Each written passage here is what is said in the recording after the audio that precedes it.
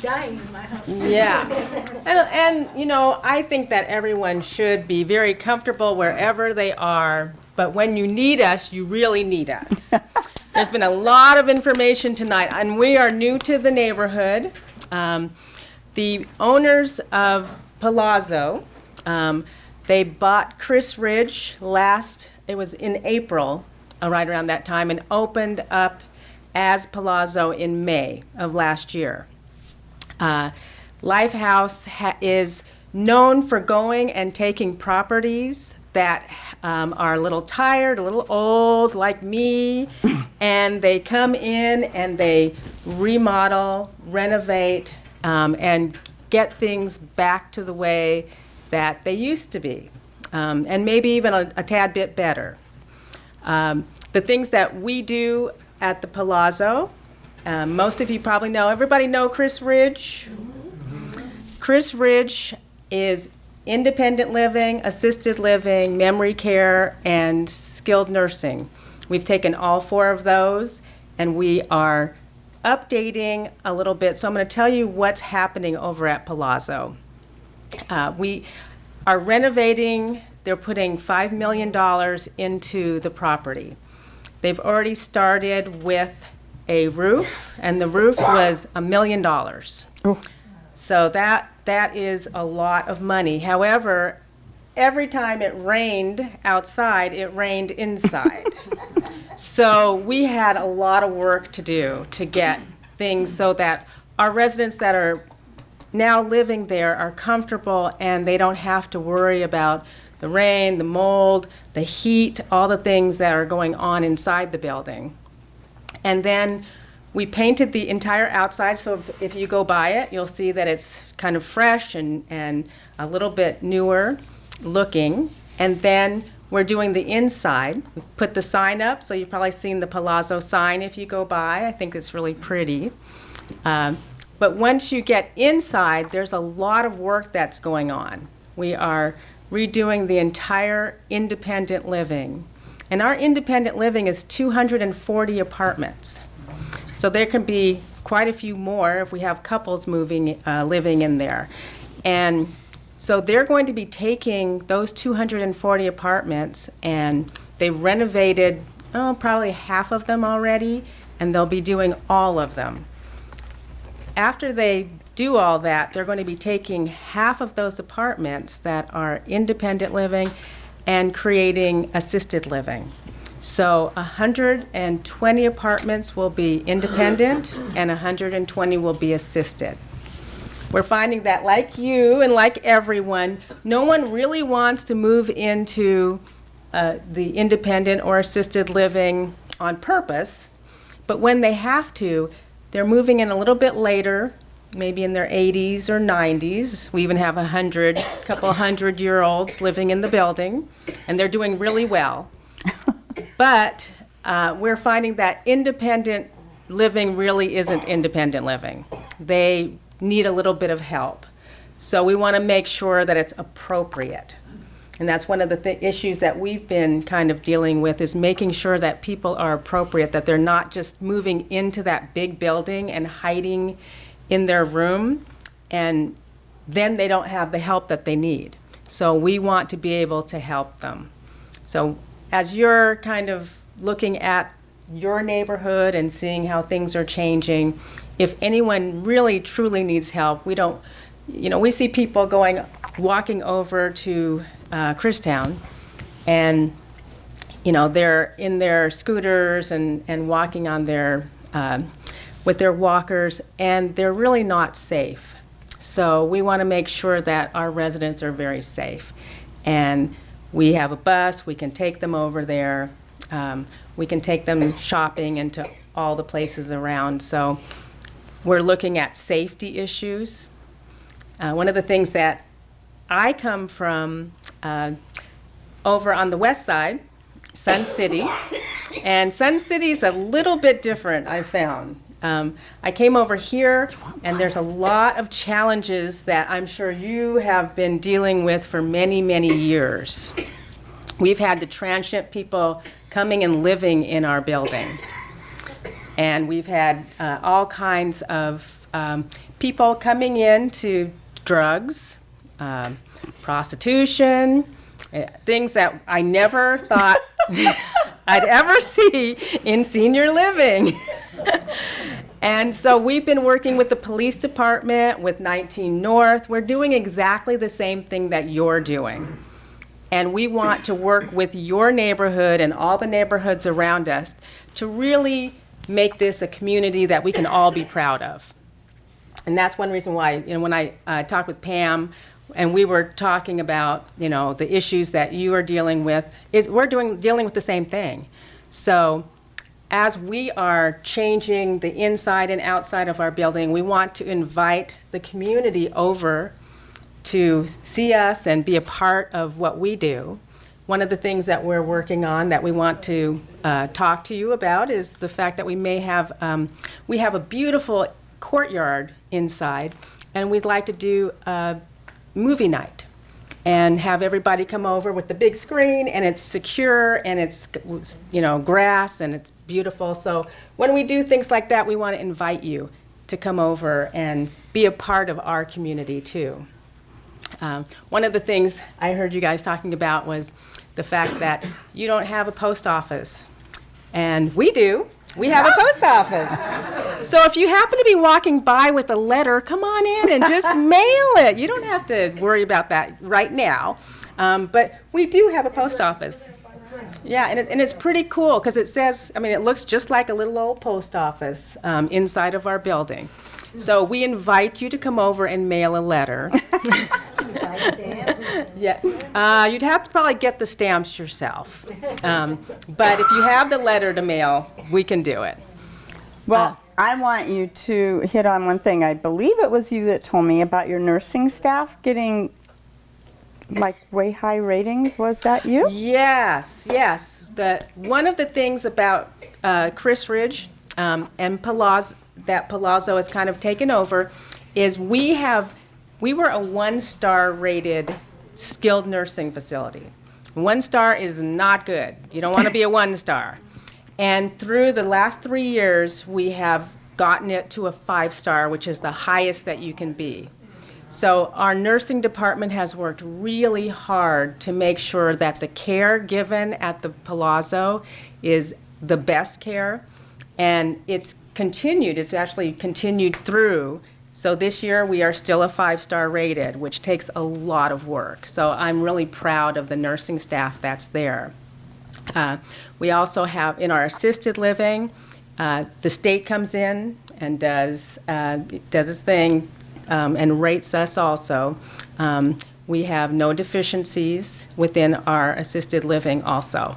So those are 2 areas that if you are looking for an assisted living community or independent community, you'd want to make sure that you looked at that. So it looks like some questions. Do you take Section 8? It's in our community. It's not called. Well, we don't in our independent living. In our assisted living, it's called Altex. Okay. So Arizona Long-Term Care System. That is state-run Medicaid.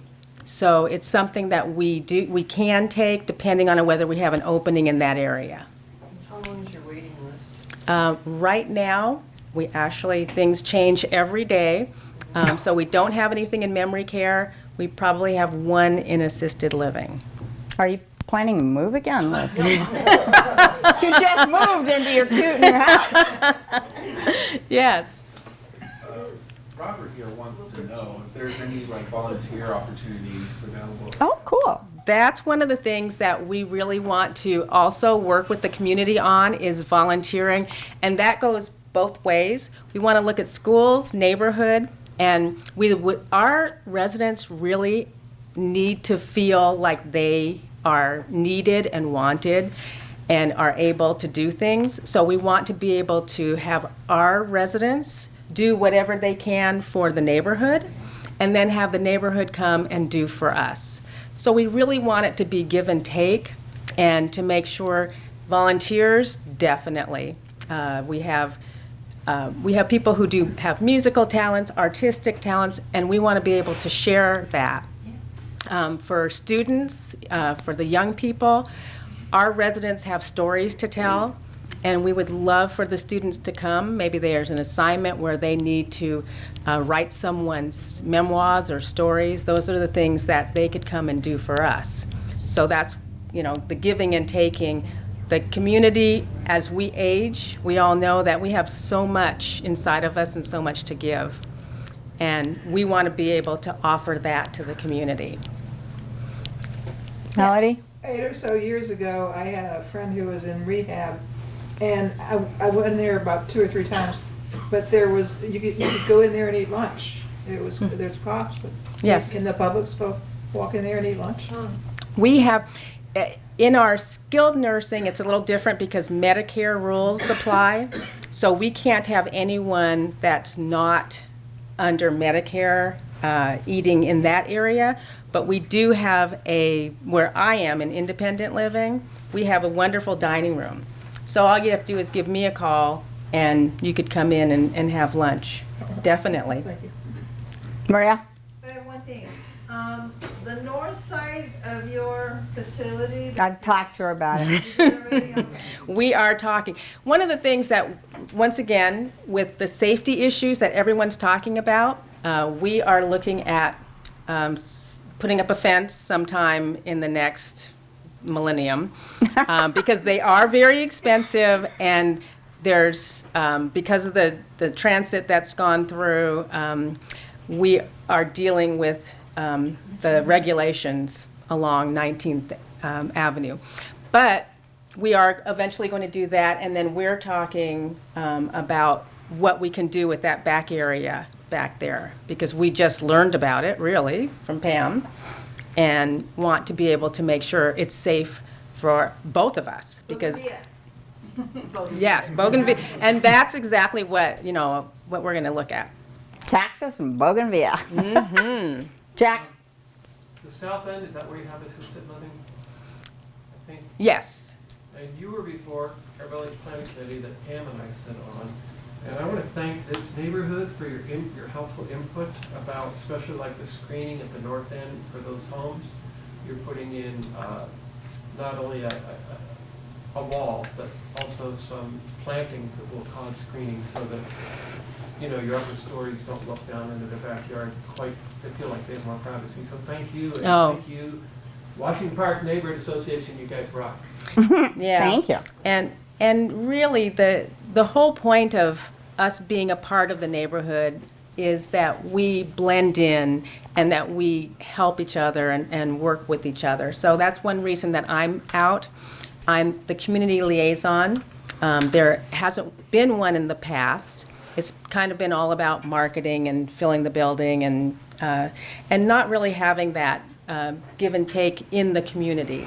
So I am here, I attend a lot of meetings, I talk to the police department, and so I'm going to leave my business card. If you have any questions about our community or you have any suggestions for our community, we'd love to hear it. Palazo is very open. Come on in and say hello. As things change inside, they're going to be tearing out the whole front lobby area, and it's going to become a pretty grand area. So we hope to make sure that we stay a part of the updating and It'll look like a resort. yes, it will. Yes, and with Christown changing, we're going to change along with it, and all of us will. For So- sure. Just one more question. I know one of the issues was concerns about traffic patterns out onto 19th Avenue. Now that light rail's finished, do you have any observations of how the traffic patterns are working out for you for your entrances? It is a little. Suggestion to follow. Yeah, it's a little challenging over there. They've got that one light that's, Right on your south side. yeah, on the south Has side. somebody tweaked that light recently? I mean, I could fall asleep making a U-turn. Oh, let me Oh, tell yeah. you, I've been there for 5 minutes sometimes, and then the light rail comes through. Yeah. And you're always- go- and then the other one comes. Right, and so you can sit there for, I usually, that's when I do my Facebook and, All the time So too. my suggestion is, if there is some strategy that you guys that are there every day and are aware of that works better for getting in and out, and it's something that benefits your residents, their visitors, your staff, and the neighborhood, maybe make up like a postcard-sized handout, and when visitors come in, you should give it to them, you can give them to all the residents that might still be driving, and then they can see that strategy that you guys realize, oh, well, going to this exit with the light is certainly a better option than going Yes. to the other exit. And that might help a little bit. Yeah, you're right. Because once you get cars backed up in a queue, then you have pressure on that driver up front, and if they just stick their nose out and want to back up and they can't because the other person advanced, they're in a big conflict situation. Yeah.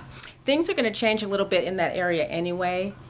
Right now, we are looking at changing the parking in that area. So it's going to create a little bit more of a flow to go around to that light. Good. And we're working with the church next door to make sure that we do park over there also. Yes, you do.